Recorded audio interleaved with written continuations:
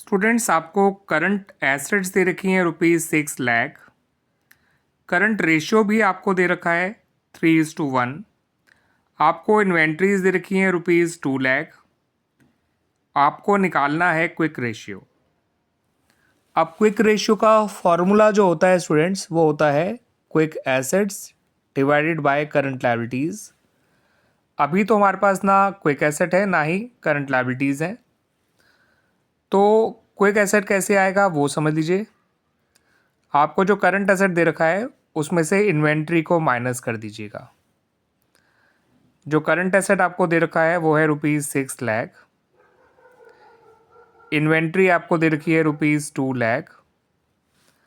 6 lakh minus 2 lakh होता है ₹4 लाख। अब करंट लायबिलिटी निकालने के लिए करंट रेशियो का फॉर्मूला यूज़ करिए। ये होता है current asset divide by current liabilities. Current ratio की जगह 3/1 लिख लीजिए। करंट एसेट की जगह 6 लाख लिख लीजिए डिवाइड बाय करंट लायबिलिटीज़।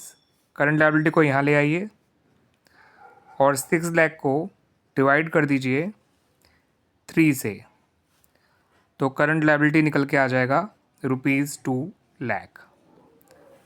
अब रही बात क्विक रेशियो की, तो क्विक एसेट आपको पता है ₹4 लाख। करंट लायबिलिटी आपको पता है ₹2 लाख, तो क्विक रेशियो निकल के आ गया 2:1। वैसे स्टूडेंट्स, करंट एसेट से क्विक एसेट पे जाने के लिए आपको आमतौर पे इन्वेंट्री के साथ साथ प्रीपेड एक्सपेंस और एडवांस टैक्स भी माइनस करने होते हैं, मगर अगर ये ना दे रखे हों तो आप इनकी वैल्यू 0 मान सकते हैं। तो इसलिए करंट एसेट में से सिर्फ इन्वेंट्री माइनस करके भी आप क्विक एसेट तक पहुंच सकते हैं। ठीक है स्टूडेंट्स।